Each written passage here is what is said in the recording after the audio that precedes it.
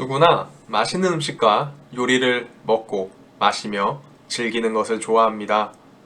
그러한 분들 중에서도 정말 식사에 매번 진심이며 그러한 미식의 시작부터 끝까지 음식이 혀에 닿는 순간부터 입을 떠나 식도로 넘어가는 그 순간까지 온전히 음식의 식감과 맛을, 오감을 집중하는 미식가 이야기입니다. 그 미식의 순간 1분 1초를 함께하는 사람들, 그리고 음식 속에 담긴 추억을 담아 입으로 씹고 혀로 느끼며 머리로 생각하며 온몸으로 즐거운 식사를 즐기는 이야기입니다. 도시에 상관없이 발이 닿고 몸이 떠나는 곳이라면 나만의 미식을 기록으로 남깁니다. 미식의 기록, 저는 콤마입니다. 나는 음식을 먹는 폭이 넓은 편이라고 생각한다. 한국 사람이기에 한식에만 국한되어 있지 않으며 식사 시간에 김치나 쌀밥은 없어도 된다. 한, 중, 일, 양및 동남아시아나 인도, 남미 음식도 환영이다.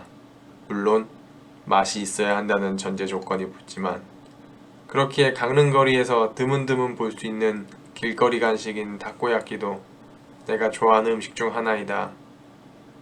중국에서 중고등학교 유학 시절을 보낼 때에 중국의 큰 도시라면 하나씩 있는 미국식 창고형 마트인 월마트가 기반이 된 백화점 건물의 1층 입구에는 유행인 것처럼 타코야끼 점포가 하나씩 자리를 잡고 있었다.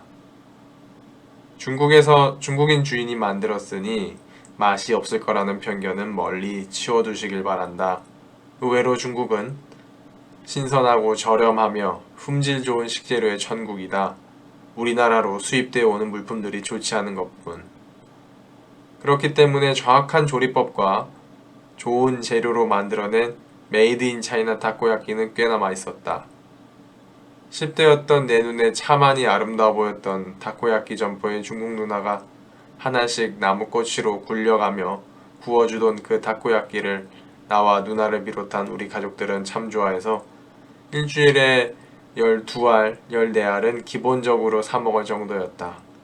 당시 중국 1위엔화는 우리나라 돈으로 120원이었는데 타코야끼 한 상자는 8에서 10위안 정도였으니 우리나라에서 먹는 가격에는 비할 수가 없을 만큼 저렴했다. 어느 날은 내가 중국어를 잘못 말해서 주문을 차고 한 그 타코야끼 누나에게 중국어로 제가 말을 잘 못해 귀찮게 해서 미안해요. 我说不对,我麻烦你了,对不起 라고 사과를 하니 배시시 웃으면서 괜찮다고 没关系 라며 나에게 답하던 그 모습이 나는 아직 눈에 선하다. 우리나라로 치면 어린 외국인이 눈하 귀찮게 해솔 미안해요 라며 고개를 숙이는 모습이랄까. 웃기기도 하고 귀여웠나 보다. 당시 나는 덩치 큰 씨름 선수 같은 외모였으니 말이다.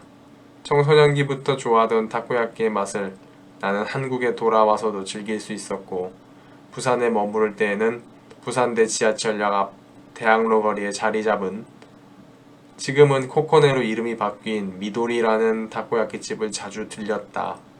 부산대는 본인의 조부모님의 댁 근처에서 자주 가던 장소였는데 어느 날은 일본 남녀가 커다란 문어 간판이 있는 작은 가게에서 타코야끼와 라무네를 팔고 있기에 호기심으로 오리지널 맛을 하나 사서 먹었는데 겉은 구수하니 바삭하고 속은 덜 익은 듯한 촉감의 쫄깃한 문어의 맛이 환상적이었다.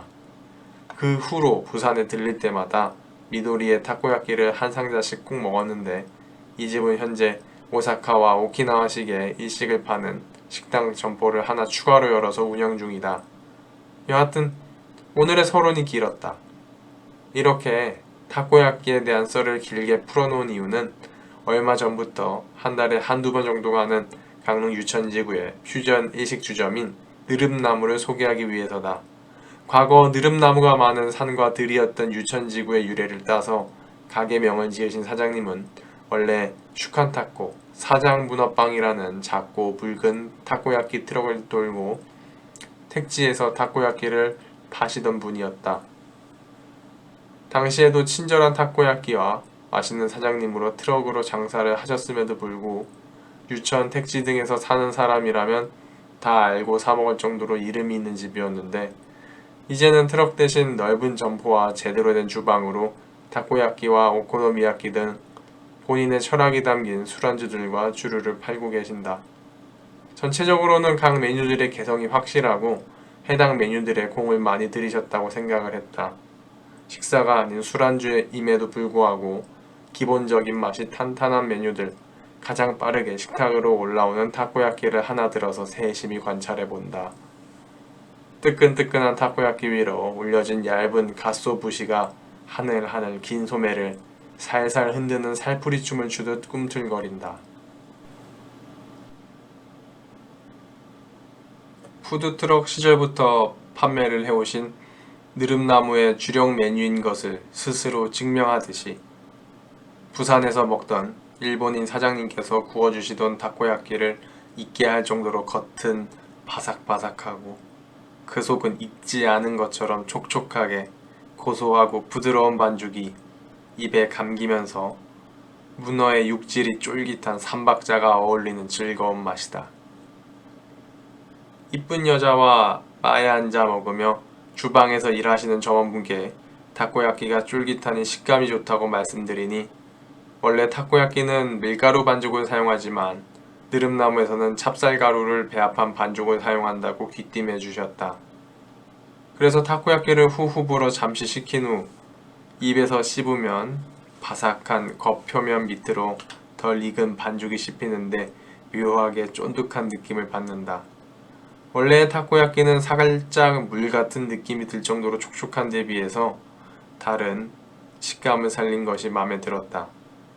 가스오부시와 마요네즈, 스위트 칠리 소스로 토핑을 해주시는데 개인적으로는 스위트 칠리 소스를 반 정도만 뿌려서 드시는 것이 좋다고 느꼈다. 내 입맛에는 소스가 너무 달았기 때문에. 맵고 달달한 맛을 원하시면 그대로 드시라.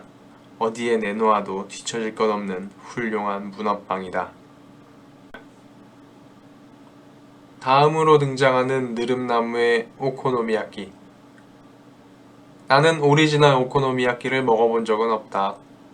그렇기 때문에 먹은 것을 그대로 얘기해보자면 얇게 채 썰린 양배추가 반죽에 묻혀 오코노미야끼의 도우를 이루는데 촉촉한 반죽과 아삭하고 달달한 양배추가 아주 잘 어울려서 이에 씹히는 식감이 즐겁고 그 사이에 달달한 양파와 쫄깃한 삼겹살 그리고 토핑으로 올려진 새우가 다양한 맛과 식감을 선사한다.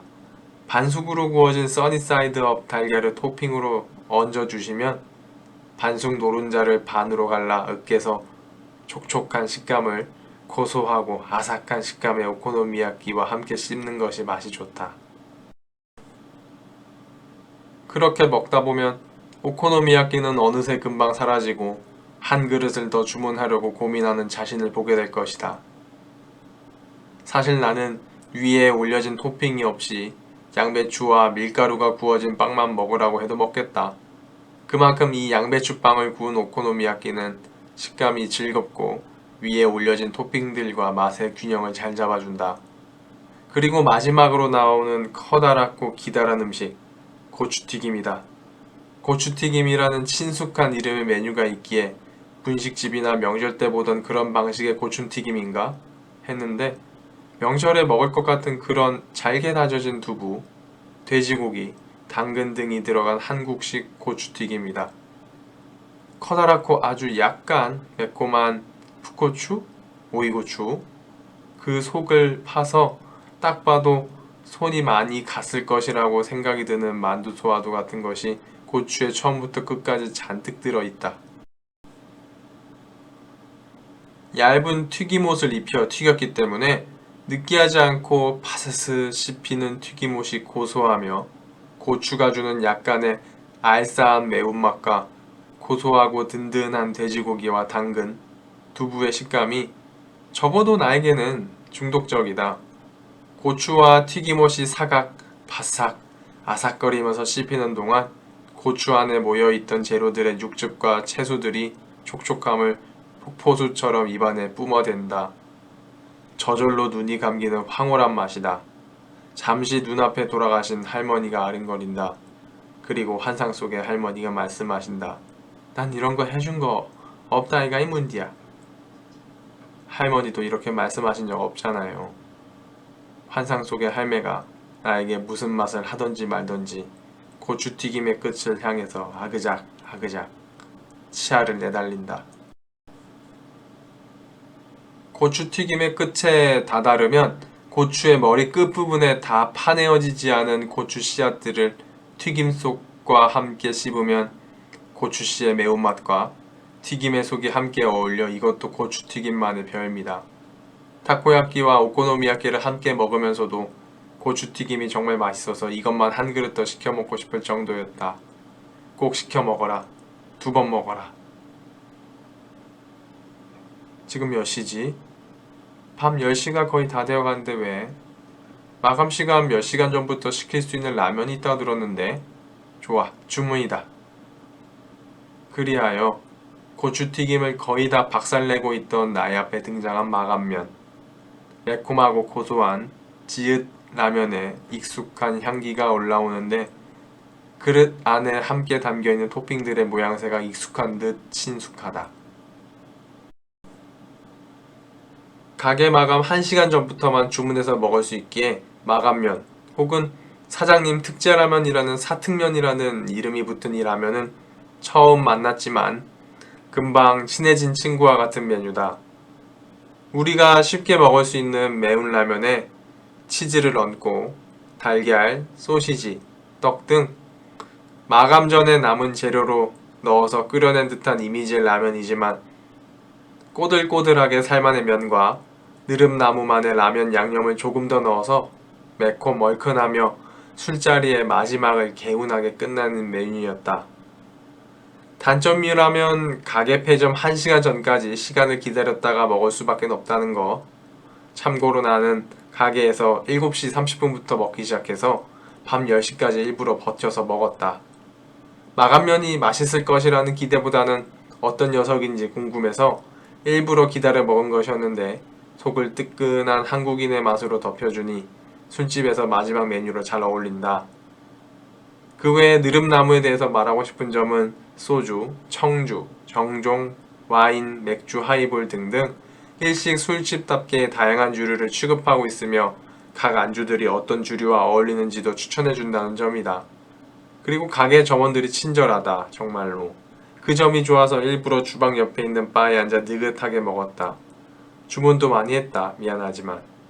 처음 갔을 때 나와 타코야끼, 오코노미야끼에 대해서 얘기를 나눴던 주방의 직원이 재방문한 나를 알아보며 인사를 먼저 건네주고 가게에서 나올 때도 일부러 주방에서 나와 문 앞까지 배웅 인사를 하는 모습은 인상적이었다. 혼잡하게 바쁜 시간이 아니었어서 그랬나? 이런저런 얘기를 나눌 때에도 내가 좋아할 만한 타코야끼와 오코노미야끼의 맛에 대해 물어보며 어떤 것이 더 맛이 좋은지 비교를 구하는.